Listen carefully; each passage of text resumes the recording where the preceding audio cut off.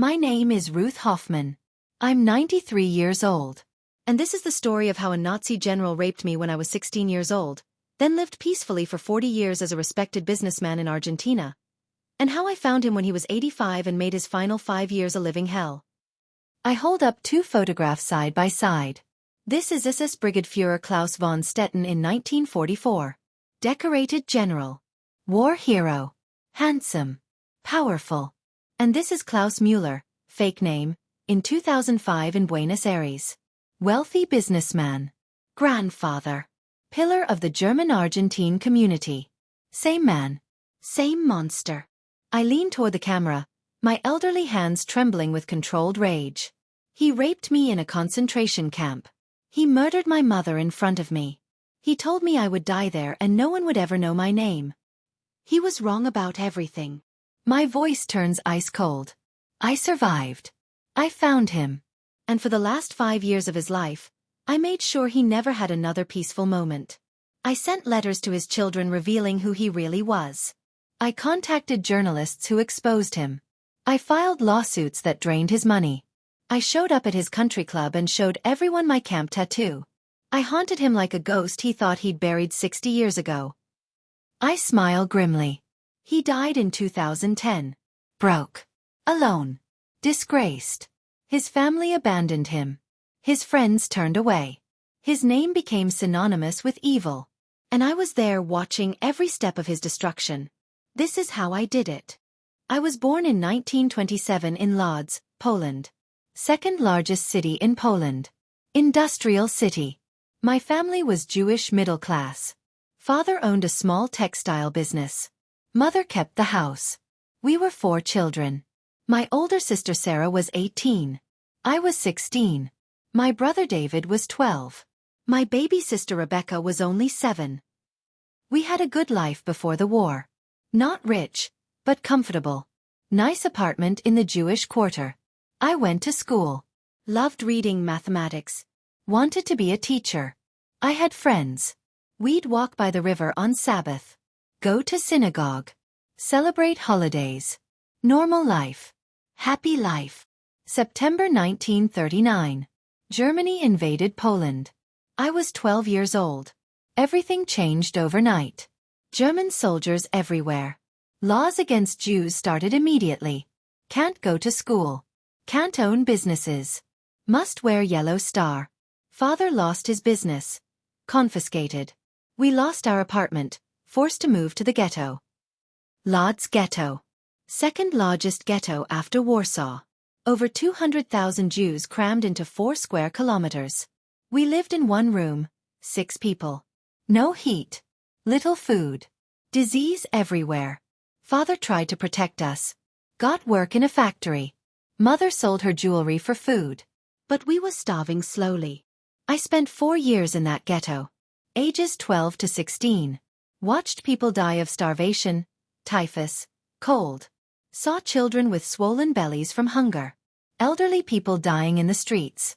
Germans would come through, take people for deportation.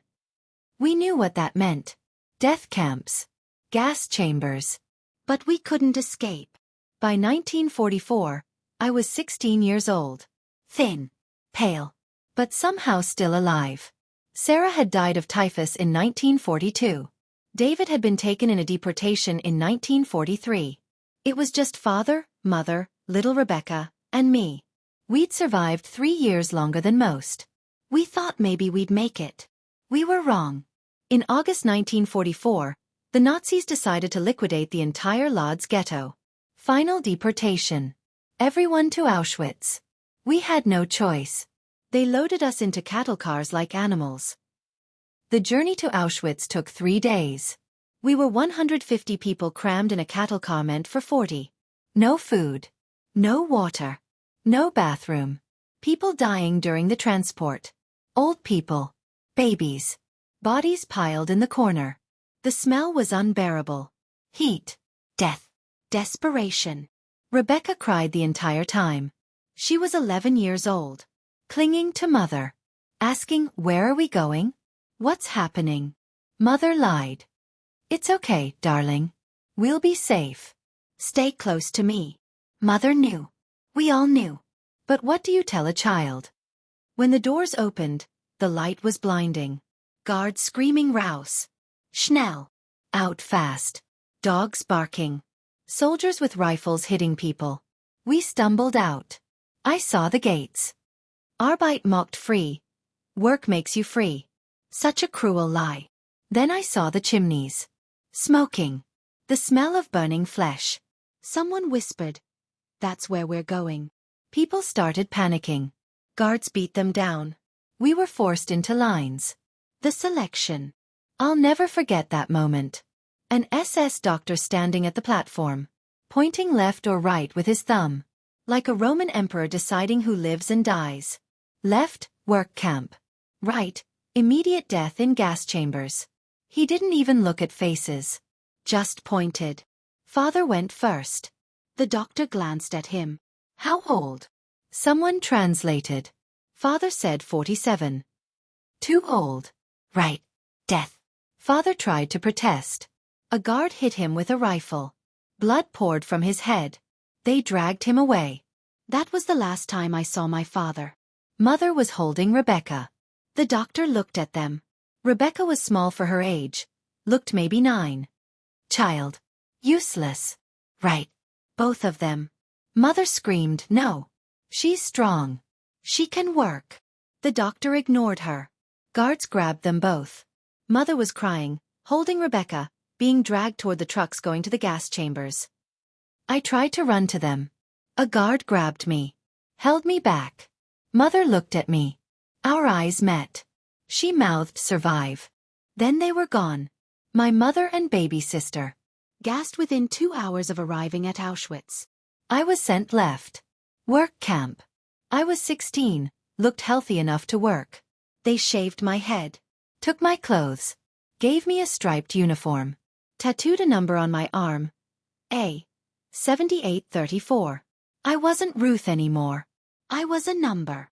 I was assigned to a labor detail. Brutal work. 12 hours a day carrying heavy loads. Digging. Building.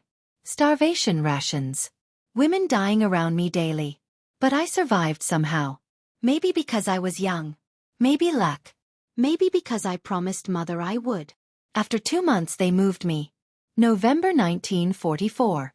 I was pulled from the labor detail with about 20 other young women. They took us to a different barracks. Cleaner. Heated. We didn't understand. An older prisoner whispered, "Officers, entertainment." My blood went cold. That night I understood. They brought us to a building near the SS quarters. Made us clean up, gave us better clothes. Not much, but better than rags. A woman guard said, "You'll serve the officers. You'll be nice. You'll smile. You'll do whatever they want. If you refuse, you go back to labor camp. You won't last a week there. Understand?" That's when I first saw him. SS Brigadefuhrer Klaus von Stetten. Equivalent to a general. He was 40 years old.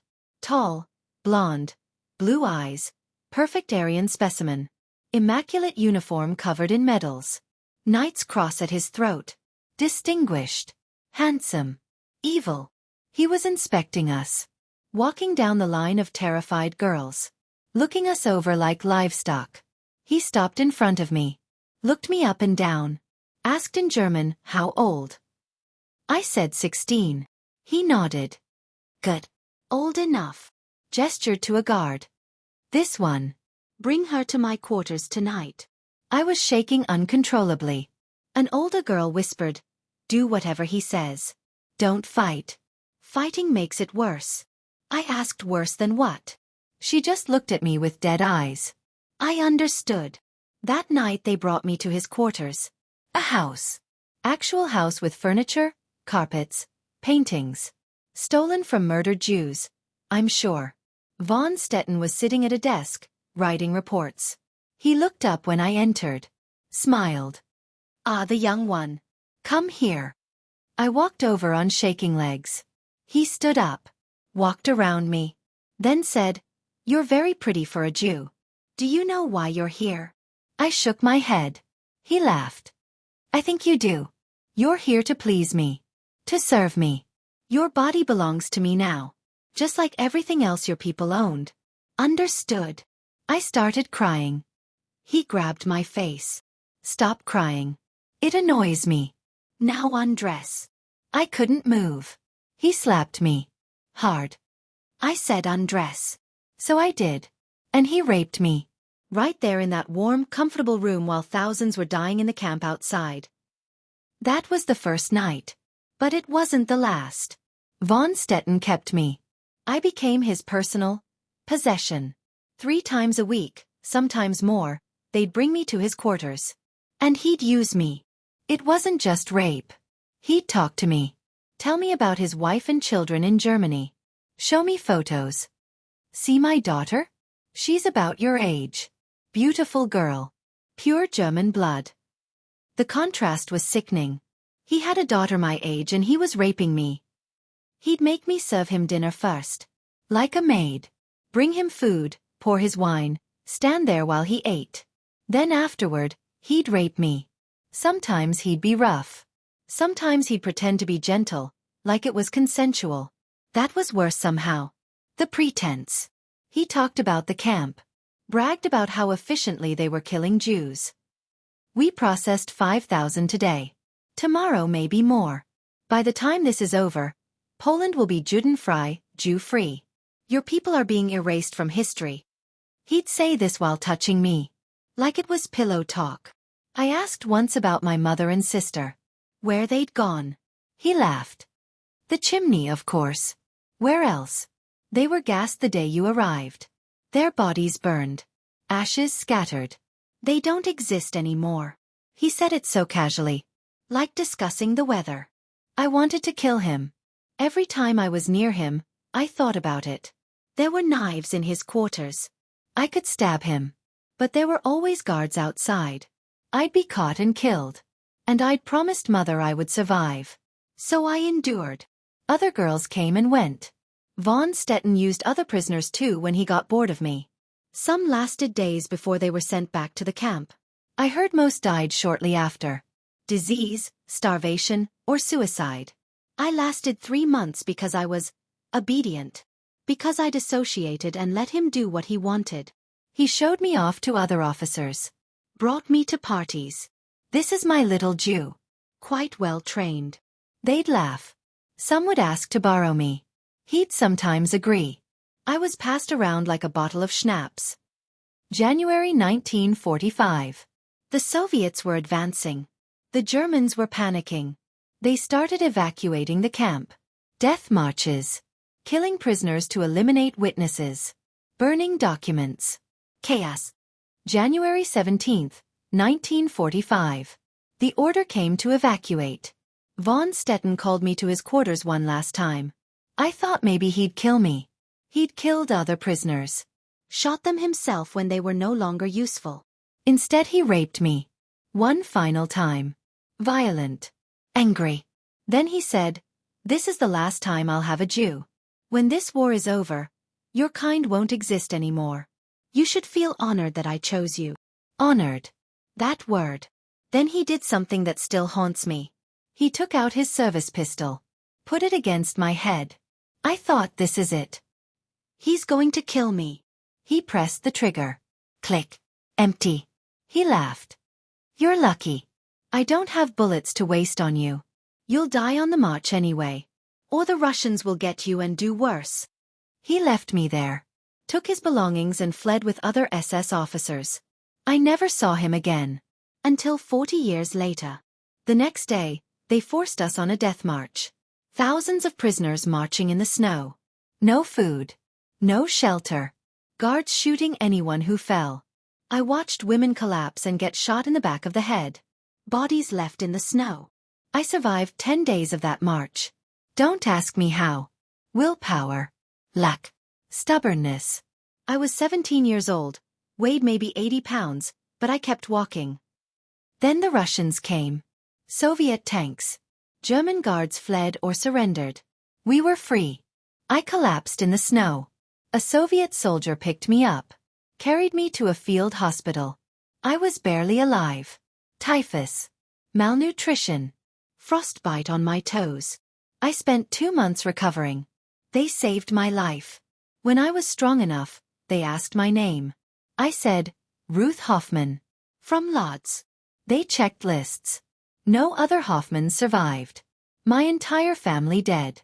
Mother, father, Sarah, David, Rebecca. All murdered. I was alone. I was 17 years old. An orphan. Traumatized. Violated. But alive. And I made a promise to myself. I would find von Stetten. I would make him pay. I didn't know how. I didn't know when. But I would find him. After the war, I went to displaced persons camps. Thousands of survivors trying to piece lives together. I worked with organizations trying to track down Nazi war criminals. I gave my testimony about von Stetten. Described him. His rank. What he did. But there was chaos. Millions of documents. Thousands of Nazis escaping. Ratlins to South America. Fake papers. New identities. Many got away. I learned von Stetten was among them. Disappeared before capture. I immigrated to America. 1947. New York. Started a new life. Learned English. Got a job in a garment factory. Eventually went to night school. Became a bookkeeper. Normal life on the surface. But inside I was still in Auschwitz. Still feeling von Stetten's hands on me. Still hearing his voice. Still wanting revenge. I never married. Couldn't let a man touch me. Tried once. Had a breakdown. Therapy helped somewhat. But I was damaged permanently. Von Stetten didn't just rape my body. He stole my ability to love, to trust, to be intimate. He destroyed the woman I might have become. 4 decades I tracked him. Sent letters to Nazi hunter organizations. Simon Wiesenthal Center. Others. Asked if anyone had information on SS Brigadeführer Klaus von Stetten. No luck. He'd vanished. 1960s, 70s, 80s passed. I worked. Saved money. Lived frugally. Never forgot. But leads went cold. I was starting to think he'd died somewhere anonymously. That thought tormented me. Him dying peacefully while I lived in torment. Then in 2005 a breakthrough. I was 78 years old. A researcher contacted me. They'd found records from Argentina. A Klaus Müller, German immigrant who arrived in 1946, had applied for residency. The description matched von Stetten. Same age. Same physical description. Same place of birth in Germany. I knew it was him. Müller. Common German name. Perfect cover. I contacted investigators in Argentina. They found him. Living in Buenos Aires. Wealthy businessman. Import-export company. Married to an Argentine woman. 3 adult children. Grandchildren. Pillar of the German-Argentine community. Living peacefully for 60 years. While I had nightmares. While I couldn't be touched. While I lived alone haunted by what he did. He had a family. A business. Happiness. Peace. It wasn't fair. It wasn't just. And I decided I was going to take it all away from him. I was 78 years old. He was 85. We were both old. But I had fire in me. I had 60 years of rage. And I had nothing to lose. First, I documented everything. Wrote down every detail I remembered. His name, rank, physical descriptions, what he did, dates, locations. Found other survivors from Auschwitz who'd seen him. Got their testimonies. Built a case. Then I contacted journalists. Argentine journalists investigating Nazi war criminals. Gave them everything. They investigated. Confirmed Klaus Müller was Klaus von Stetten. Same person. They published a story in 2006. Nazi general hiding in Buenos Aires for 60 years. His photo was on the front page. His comfortable life exploded. His children had no idea their father was a Nazi war criminal. They'd thought he was a regular Wehrmacht soldier who emigrated after the war. Now they learned the truth. His grandchildren learned their beloved grandfather was a rapist and murderer. I wasn't done. I flew to Argentina. First time in my life. I was 79 years old, traveled alone, stayed in a cheap hotel in Buenos Aires. And I went to find him. I found his house. Beautiful house in a nice neighborhood. I knocked on the door. His wife answered. I said in German, "My name is Ruth Hoffman. I need to speak to Klaus von Stetten." She went pale. Said, "I don't know anyone by that name." I said, "Yes, you do. The man you call Klaus Müller. That's his real name. And I'm the girl he raped in Auschwitz 60 years ago." She tried to close the door. I blocked it. I just want him to see me. To know I survived. To know I found him. She was crying now. "Please leave. Please. We've suffered enough." I said, "You've suffered? You've suffered." Showed her the tattoo on my arm. "This is suffering. But don't worry. I'm not here to hurt him. I'm here to destroy him slowly." Von Stetten came to the door. Older. White hair. Wrinkled. But the same blue eyes. He recognized me immediately. I saw it in his face. Terror. Shock. He said, "You're dead." I smiled. "No. I survived." Surprise. He tried to speak. I said, "I'm going to make the rest of your life hell. Count on it." And I left. I started my campaign. Methodical. Relentless. I was a bookkeeper. I understood systems, documentation, persistence. I applied all those skills to destroying him. I filed a lawsuit. Civil suit in Argentine court for crimes against humanity. Argentina had laws against this. I presented all my evidence. Testimonies. Documents. Photos of my tattoo. The case made headlines. I contacted his country club. Exclusive German club where he'd been a member for 40 years. Sent them copies of articles about his past. Demanded they revoke his membership. They did. Publicly. With a statement condemning Nazi war criminals. I reached out to his business partners. Sent them documentation about who they were dealing with. Most cut ties. His business started failing. Contracts cancelled. Partners withdrawing. His reputation toxic. His family fractured. His children were divided. One son believed he'd changed, that it was ancient history. The other two wanted nothing to do with him. Changed their names. Publicly denounced him. His grandchildren were ashamed to share his blood. His wife filed for divorce. After 55 years of marriage. She said she couldn't stay married to a man who'd done those things. Even if it was 60 years ago. She'd lived with a monster unknowingly. The Argentine government started extradition proceedings. Germany wanted him for trial. Crimes against humanity. He fought it. Hired lawyers. It took years, but slowly the legal walls closed in. I gave interviews. Television. Radio. Newspapers. Told my story publicly. Showed my face. Showed my tattoo. Named him. Every interview another nail in his coffin. I showed up places he frequented. His favorite restaurant. I'd sit there. When he came in, I'd just stare at him. He'd leave. His church, I'd attend. Sit in the back. He couldn't worship in peace knowing I was there. Social media helped.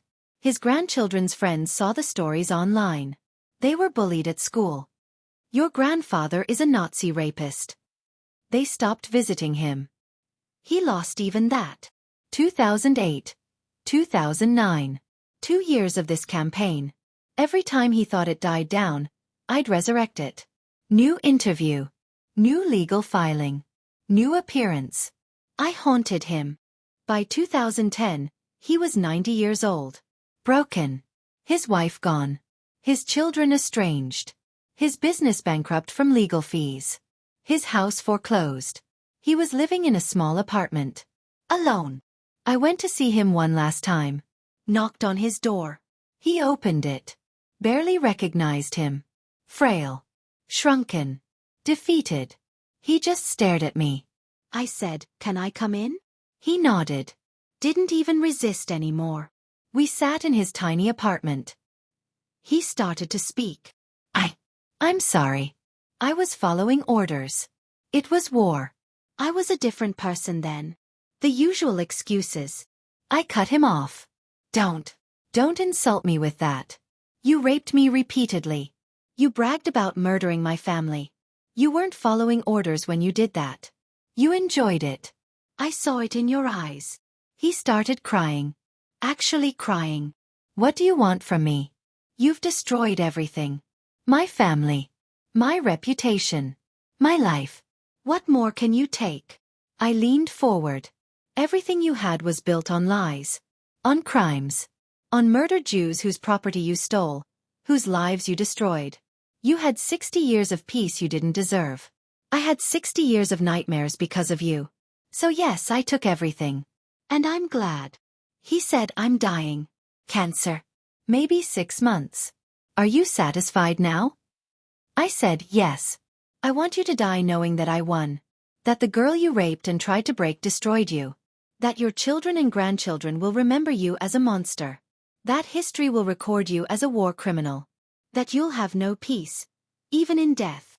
He just sat there crying. Broken. I stood up. Looked at him one last time. This pathetic old man who'd haunted my nightmares for 65 years. And I felt nothing. No satisfaction. No closure. Just emptiness. I left. That was April 2010. In August, I received notice. He'd died. Heart attack in his apartment. Alone. No one found him for 3 days. His funeral was tiny. Maybe 10 people. His children didn't attend. No ceremony. No eulogy. Just a burial.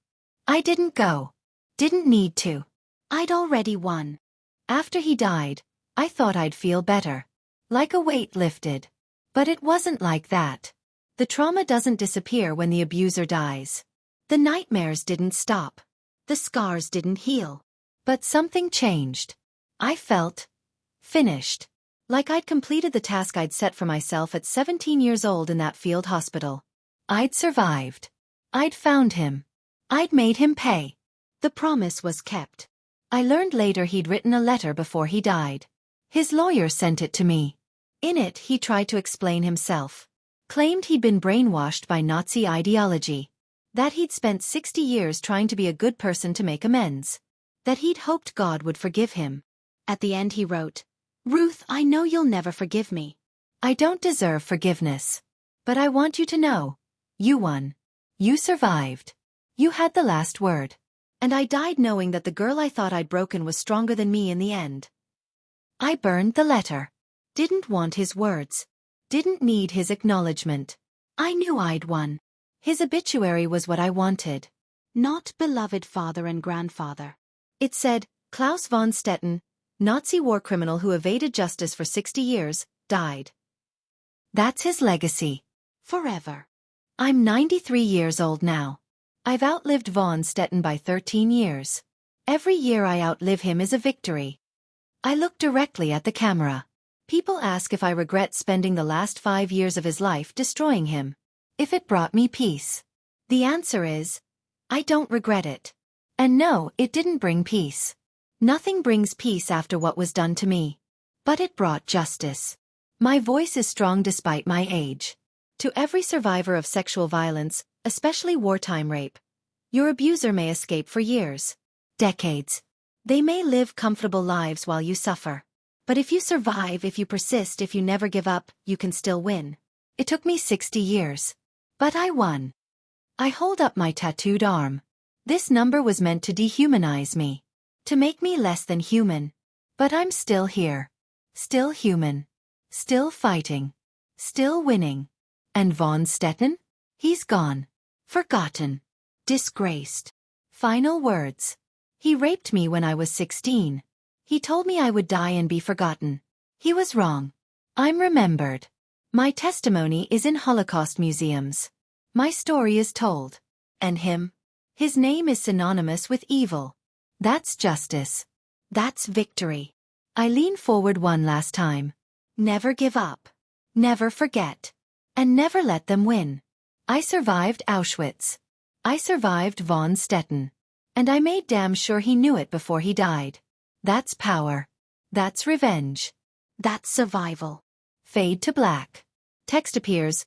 Ruth Hoffman died in 2020 at age 93. Klaus von Stetten died disgraced in 2010. His grave remains unmarked. Ruth's testimony is preserved at the U.S. Holocaust Memorial Museum and Yad Vashem. She gave her final interview in 2019, stating, "I won. He lost. That's all that matters."